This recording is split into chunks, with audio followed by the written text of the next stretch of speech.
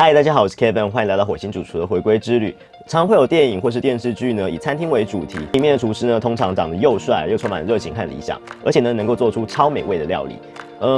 对食物有兴趣的人，可能都会想过，要成为一位厉害的 chef。不过呢，我今天想要来跟大家聊一下，你不应该去做厨师的11个理由。第一个理由是，你的薪水相对于你的付出，真的少得可怜。不论厨师在厨房里面负责什么样的工作，通常劳力和压力都非常的大。第一个，它危险。工作环境非常的危险啊，必须全神贯注的精神集中力，然后无时无刻呢不跟时间赛跑。工作的时候呢，必须要发挥你所有的创作力、意志力，然后还有要有能力处理所有的突发状况。通常需要这样子的工作表现的工作呢，薪水一定会比厨师好，甚至呢外场可爱的服务生都会领得比每天做到累得像一滩泥一样的你还要多。为什么外场可以领得比你多嘞？因为他们能够专业的处理客人的各种问题。如果没有外场的话呢，菜是没有办法送到客人手上的。然后呢，即使面对 OK， 他们还必须要带着微笑，好好的去处理它。重点是，他长得比你可爱。如果你觉得外场很闲很凉，然后你又长得比他可爱，你觉得你也比他够专业的话，你就去当外场就好了，你干嘛去当厨师嘞？那第二个理由是超级长的工作时间。通常厨师的工作时间都蛮长的，然后如果你运气好的话，做只有晚上营业的餐厅呢，大概下午3点前就要开始准备了。如果是中午也有开的餐厅呢，至少早上10点就一定要进去准备了。好一点的店家呢，它可能会分成2班，就是早班跟晚班这样子。不过呢，台湾很多餐厅呢是所谓的2头班。什么是2头班呢？就是早上呢你必须要进店里做开店准备，下午店休的时候呢，这时候店里是没有算你工作时间的，等于是说算你休息下班。在晚上供餐日时间以前呢，你要回来就是准备晚上用的食材。那一直工作到收店为止，一样工作时间可能是8到10个小时。可是呢，因为下午休息的时间不长，你也不太可能离开店里面。那这段时间是没有在算薪水的。餐厅呢，如果只是小感冒这样子生病的话呢，根本没有办法请假。因为你缺席的话呢，其他人就要代理处理你的工作，而这样的话呢，必定会为厨房的作业带来一些影响。然后通常为了不要造成别人太大的负担呢，拖着病体上班是一个非常正常的事情。第3个理由呢是难受的工作环境。厨房呢它到处都是火源跟加热源，所以它非常非常的热。尤其是像中式草台这样的位置呢，更不用说，那根本就是地狱一样的地方。厨房里面几乎都是会让你受伤的东西，而且大多数的厨房的动线就是又挤又小，所以呢，所有动作都要非常小心，但是又要非常的快，因为你一个人慢下来，或是把材料掉在地上呢，可能所有其他工作区域的作业都会受到影响。另外呢，工作时的气氛非常的紧张，所以呢，它绝对称不上是一个开心的工作环境。第4个理由就是割伤、烫伤，还有各种疼痛，将永远离不开你。基本上厨师的双手都会有各种的新旧伤痕，当然你每天挥刀上千次，然后用高温烹煮食物，不小心切到或者被烫到都是家常便饭啦。另外长时间的不正确工作姿势，或是你需要去抬50公斤以上的高汤锅啊，或是面粉等重物的时候呢，你的肩颈背腰到后来都差不多废了。然后长时间的站立或是不停的蹲下取物呢，双脚和膝盖其实基本上都不是你的东西了。所以呢，每天早上起来呢，都会像被火车撞过一样，全身酸痛。这样的各种疼痛呢，就会像你身体的一部分一样，一直与你相伴。第5个呢是超级可怕的精神压力。厨师的工作会花非常多的劳力，所以呢，生理的压力非常的大。但是呢，更可怕的是精神的压力。你工作的时候会花掉非常多的脑力，例如说每天你必须要去预估用到多少食材来准备餐点。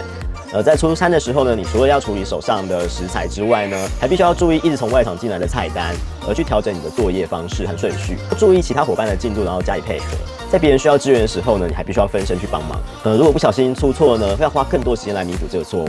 而且呢，客人可能会提出任何奇怪的要求，例如说客人点了6点5分熟的牛排，人可能会要全熟的生鱼片冻饭，不要放盐的意大利面，会有特殊的出菜顺序，然后或是他赶时间，他菜一定要先上。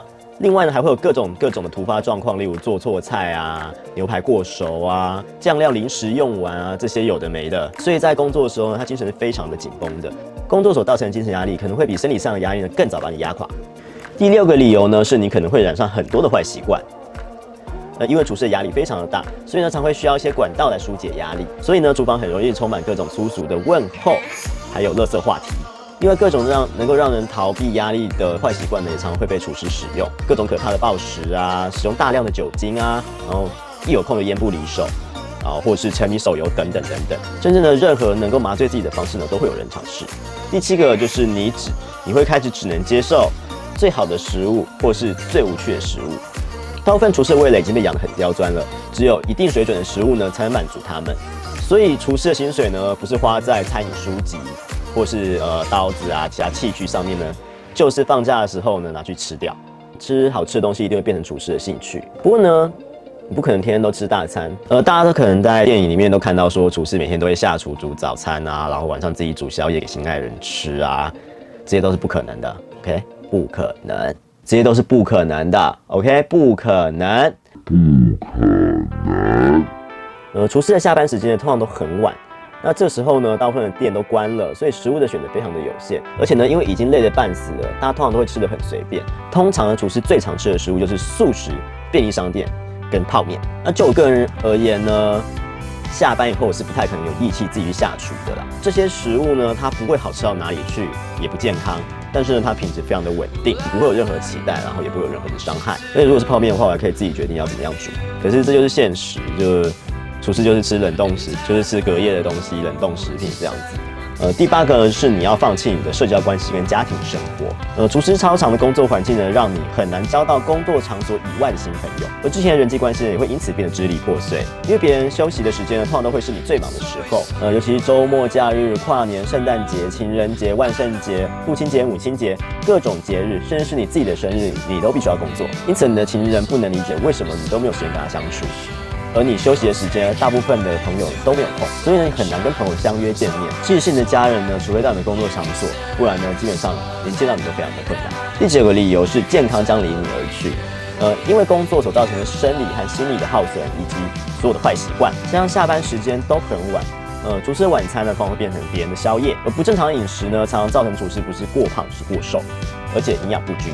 因为你工作结束的时间离你睡觉时间其实很近，工作的时候呢，累积的肾上腺素到睡觉的时候呢，还没有代谢完，所以很多的厨师呢都会有睡眠障碍，常常会躺在床上想着他要怎么做更好，或是明天有什么事情要先准备啊，想着想着一下就天亮了，然后一起床呢要准备开始工作，休息的时间呢永远都不会够，长时间的操劳，各种新旧伤，然后已经变成身体部分的各种疼痛。不正常的饮食，永远不够的休息，差到不行的睡眠品质，各种因为压力养成的坏习惯，会让厨师离健康越离越远。其实厨师在工作压力上面的排名是非常非常高的。在美国的调查里面，有80%的厨师呢都有所谓的睡眠障碍，50%的厨师呢都觉得自己的心理状况是不好的。第10个理由是你再也无法单纯的吃一顿饭，单纯的享受吃饭的这个美好时光是大家觉得很正常的事情。但是对厨师来讲，将任何东西放入口中时，甚至任何食物出现在你面前时呢，你都会开始思考这里面放了什么样的材料，用的是什么样的技巧，是什么样的原理，为什么要这样子去呈现它，然后制作人想要表达是什么，我能做得更好吗？我是不是能够做得更好？是我的话会怎么样做？这些念头会反射性的直接占据你的大脑，让你再也没有办法好好单纯吃东西。那更可怕的是，这些念头可能会跟着你回家，直到你躺到床上都还萦绕不去，然后毁了一整晚睡眠。食べた時も飯食ってる時も帰り道も女と喋ってる時も寝てる間もきちんと全てをかけて考えたのかって聞いてんだよ。看到这里，还有人想做厨师吗？最后一个理由呢，我觉得是你可能再也不会想离开这个行业。没错，你不会想要离开这个行业。即使上面我们提出了这么多血淋淋的厨师辛酸血泪，是否有打消你成为厨师的念头呢？或者是说，你觉得如果不去试试看的话，你怎么知道自己行不行呢？这些不要成为厨师的理由，不是为了要恐吓你，我只是说出了这个行业所要面对的现实，然后帮你了解这个工作所要面对的情况。这些你必须面对的事情虽然很可怕，但是呢，从厨师工作中所得到的经验是十分可贵，而且非常吸引人的。你可以不顾一切的把自己的潜力发挥到极限，甚至是你从来不知道自己可以做到的事情。例如，直接用无名指来测试还在滋滋作响牛排的熟度，直接徒手剥去刚起锅马铃薯的外皮，在危险而窄小的厨房，同时和另外几个人快速的工作和移动，而完全不会和其他人碰撞，不需要言语就可以完美互相配合的工作默契。出错呢，大家一起更用力的来补救，同时使用自己的视觉、触觉、嗅觉、味觉、听觉，甚至第六感来完成每天的每一道餐点，和伙伴们一起把源源不绝而来的客人点单一个个解决的成就感。工作时所涌出的肾上腺素所带来的刺激感，一旦上瘾就会无法自拔。最重要的是，每天都可以创造令人惊艳的美好事物，那种满足感是无法取代的。厨师的工作即使每一天都疲累到快要往生，但是心里却是充实的。即使是如此可怕的工作，你还是会因为身为厨房的一份子而感到幸运，因为你知道再也没有别的工作可以完美的结合了粗暴与优雅、果断与秩序、随性与纪律，还有血泪与欢笑。而你已经了解了每一道料理是经过了什么样的过程，而使它包含了料理人的灵魂在其中。那今天的闲聊就到这里喽，我们下次再见，拜拜。如果你喜欢我的影片的话，记得帮我按订阅、分享，然后按赞哦。然后记得帮我按下面的小铃铛，这样你才会收到我最新的讯息。也欢迎大家在底下留言跟我一起讨论喜欢怎么样的影片哦。